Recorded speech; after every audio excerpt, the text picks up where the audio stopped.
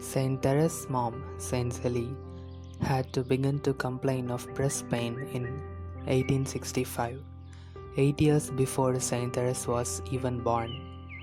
In 1876, doctors told her about her condition. Saint Zelie died of breast cancer on August 28, 1877.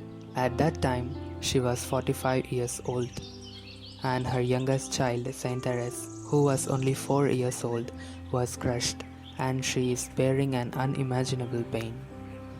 Years later, Saint Therese wrote, "The first part of my life stopped that day." Pauline, who was 12 years older than her little sister, Saint Therese, was like a surrogate mom for Saint Therese. When their mother, Saint Zelie, was sick, all that time, Pauline took care of her little sister, Saint Therese. Saint Therese loved Pauline very much and felt safe and secure with her by her side. In October 1882, when Saint Therese was 9 years old, Pauline, her sister, entered the Carmelite monastery of Lisieux.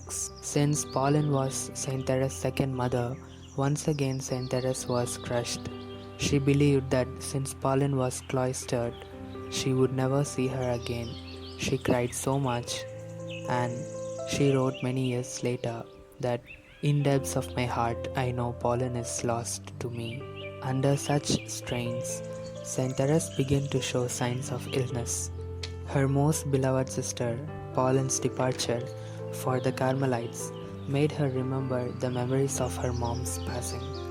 Saint Therese wanted to join the Carmelites right away, but she was too young. All the three sorrows ran continuously in Saint Therese's mind, and she got sicker and sicker. Convulsions, fever, and hallucinations began to overwhelm her. Her body exhibited tremors, and her teeth clenched, and she could not even speak. One doctor said that she was emotionally frustrated and was said experiencing a neurotic attack. When all this was happening, the poor child was merely 10 years old.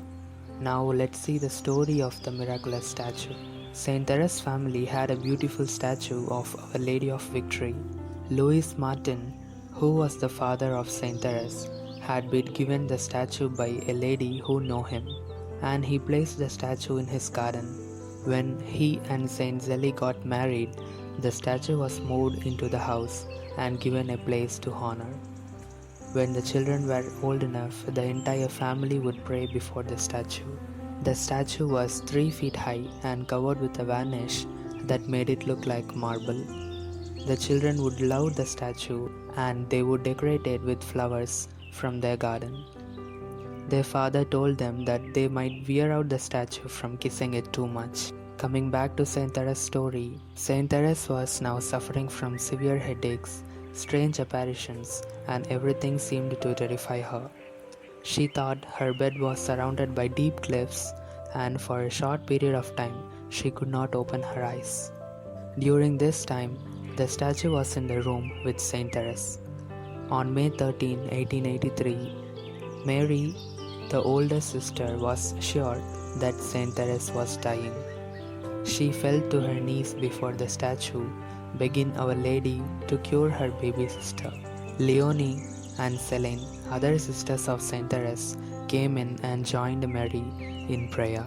Mary looked over at Saint Therese and noticed that her little sister seemed to be transfixed by the statue, and a great miracle happened there.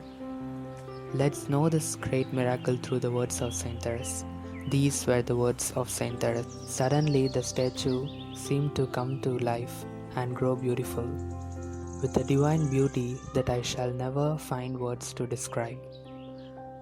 The expression of Our Lady's face was ineffably sweet, tender, and compassionate, but what touched me to the very depths of my soul was her gracious smile. Then all my pains vanished. 2 big tears started to my eyes and fell silently. Our Blessed Lady has come to me. She smiled at me. How happy I am, but I shall tell no one, or my happiness will leave me. Such were my thoughts.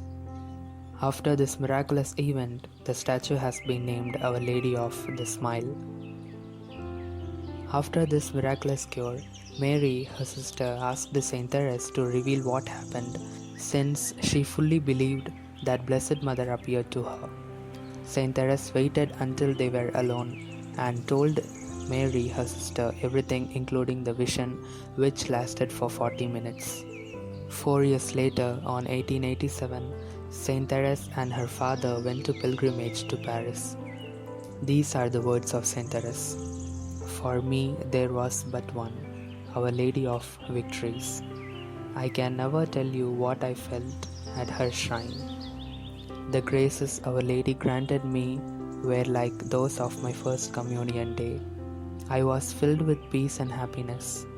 In this holy spot, the Blessed Virgin Mary, my mother, told me plainly that it was really she who had smiled on me and cured me. It was only in the blessed sanctuary of Our Lady of Victories, at my mother's feet, that I once again found peace. There it was restored to me in all its fullness.